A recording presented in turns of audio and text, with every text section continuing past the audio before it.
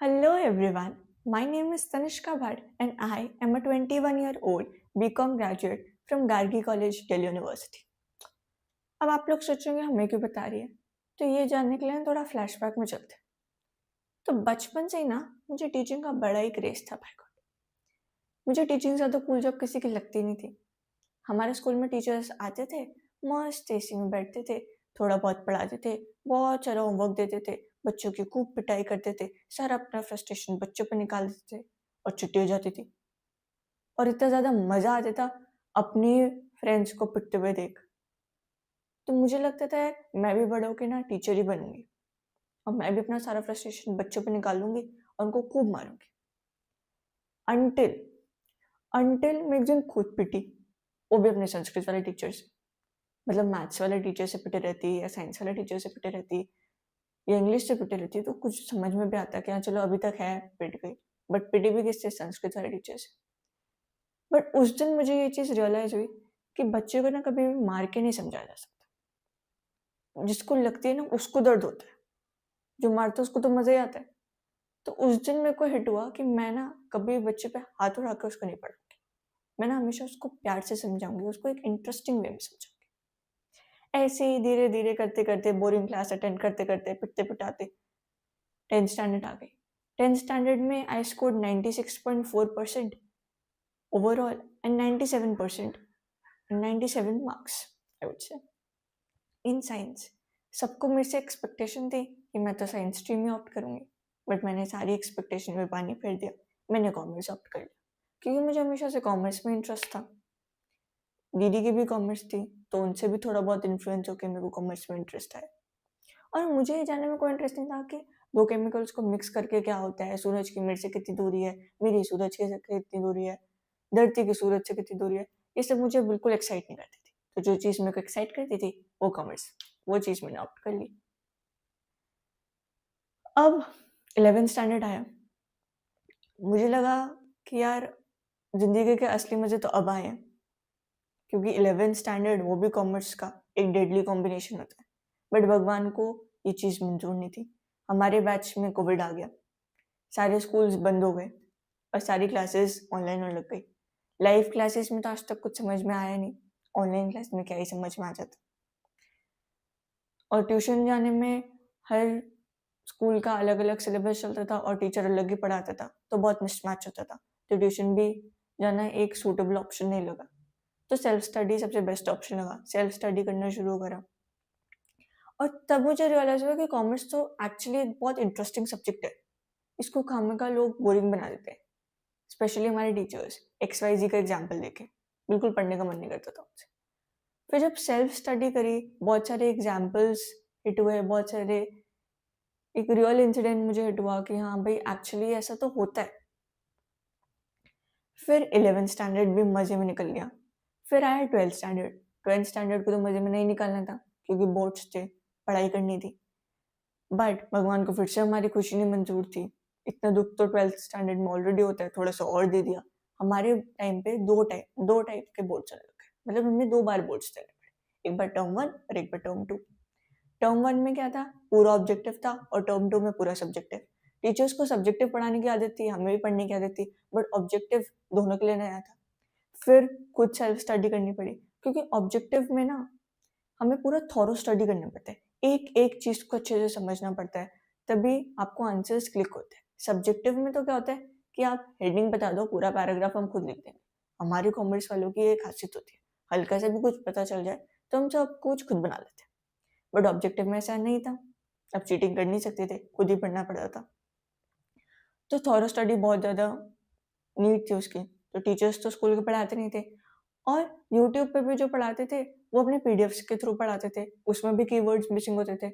तो एनसीईआरटी को स्किप करना तो कोई ऑप्शन नहीं था, और उस टाइम पे कोई भी एनसीईआरटी नहीं पढ़ाता था। फिर जैसे ही 12th पास हुई, फिर से एक भूकंप आया, वो था सीयूईटी। हमारी टाइम पे सीयूईटी को भी इंट्रोड्यूस करा दिया, वो भी पूरा ऑब्जेक्टिव बेस्ड था। फिर थॉरो स्टडी रिक्वायरमेंट थी।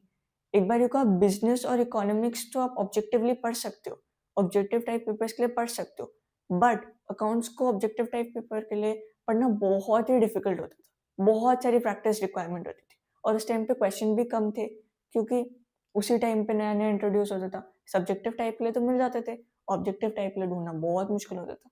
तो बहुत सारे सैम्पल पेपर खरीद के फिर उसमें कुछ क्वेश्चन नहीं समझ में आता था, तो फिर गूगल करके फिर उसको थोड़ा बहुत रिलेट करके उसके बारे में पढ़ के फिर आंसर निकलते थे। क्योंकि टीचर्स यूट्यूब पे कॉन्सेप्ट तो समझाते थे, बट क्वेश्चन प्रैक्टिस फिर एक बहुत बड़ा गैप था जो नहीं कोई करवाता था। तो उस टाइम पे लगता था यार काश कोई ऐसा टीचर होता जो एनसीईआरटी भी पढ़ा देता, कॉन्सेप्ट भी पढ़ा देता, सब्जेक्टिव टाइप भी क्वेश्चन सॉल्व करा देता, ऐसे ऐसे समझा देता कि बिल्कुल एक बारी में आंसर्स क्लिक हो जाते। तब मुझे लगा कि मैं जब टीचर बनूंगी ना एक दिन, तो मैं ये सारी चीजें कवर करूंगी। And I am really really thrilled to announce कि वो एक दिन आ चुका है। And I am introducing the first batch of my life, the batch which is closest to my heart, the batch of 11th and 12th graders, the batch of 26-27.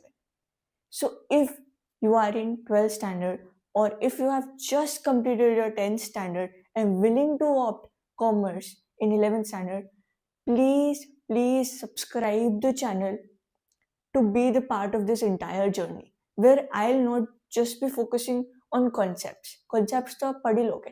I'll be focusing on relatable examples जो आपके संग हमेशा रहे, जो आपको हर time click करे. कोई भी क्वेश्चन आप पढ़ो तो उसी टाइम आपको इंस्टेंटली समझ में आ जाए कि किस टॉपिक से रिलेटेड है. I'll be covering numbers and numbers of objective question, numbers and numbers of subjective questions. हर चीज I'll be covering. और सिर्फ 12th स्टैंडर्ड तक ही मैं आपके साथ नहीं रहूंगी. 12th स्टैंडर्ड के बाद जब सीवेट आएगा ना, तब भी आई बी गाइडिंग यू कि कैसे एक स्ट्रैटेजी बनानी चाहिए ताकि आप अच्छा स्कोर कर पाओ, कैसे कॉलेजेस को सेट करना चाहिए ताकि आपको बहुत अच्छा कॉलेज मिल सके. और कॉलेज में भी जब आपको कॉलेज भी मिल जाए तब भी मैं आपका साथ नहीं छोड़ूंगी. उसके बाद भी आई बी गाइडिंग यू कि कौन सी सोसाइटीज ज्वाइन करनी चाहिए, क्या इंटर्नशिप्स करनी चाहिए या नहीं करनी चाहिए. और उसके बाद भी I be telling you how to land a very good job. तो इफ यू आर मतलब रियली इंटरेस्टेड कि हाँ ये सब मुझे करना है, मुझे भी 12th में अच्छे नंबर चाहिए, मुझे भी सीवेट में अच्छा स्कोर चाहिए, मुझे भी अच्छा कॉलेज चाहिए, मुझे भी अपनी जो कॉलेज लाइफ है उसको बेस्ट तरीके से जीना है, उसको उस टाइम को पूरा यूटिलाइज करना है प्रोडक्टिवली. फन पार्ट भी होता है बट प्रोडक्टिवली यूटिलाइज करना भी बहुत इंपॉर्टेंट होता है. अगर आपको ये सब लगता है कि यू टू नीड इट, तो you need to subscribe the channel and be in this journey.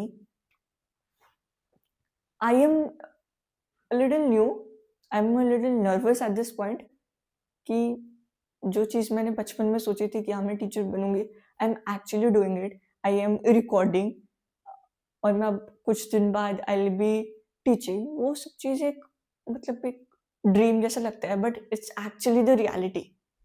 I am little nervous as well but धीरे धीरे I overcome everything. And I really want कि आप लोग उस चीज़ को सपोर्ट करें एंड आप लोग इस चैनल को सब्सक्राइब करें. एंड बहुत सारी अपडेट्स आएंगी, उसके लिए बने रहे. So thank you so much for watching this introductory video of mine.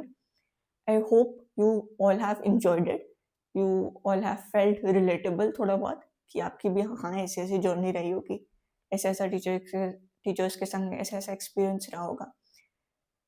तो that's it for this video and just subscribe the channel for more updates because अब मैं हर थोड़े थोड़े दिन में वीडियोस डालते रहूँगी जो आपके लिए बहुत बहुत हेल्पफुल होंगे. और ये वीडियोस आपको बहुत रेयरली यूट्यूब पे मिलेंगे क्योंकि मैंने एक्चुअली ये चीज़ें फेस करी हैं अपने स्टूडेंट वाले जर्नी में. तो मुझे ये पता है कि हाँ ये बच्चा एक्चुअली ये चीज़ें फेस करता है. So I have the solution to that problem because I too have face that problem. So that's it for the video. Thank you so much for watching and do not forget to subscribe to the channel. Bye bye. See you in the next video and I'll keep you updated.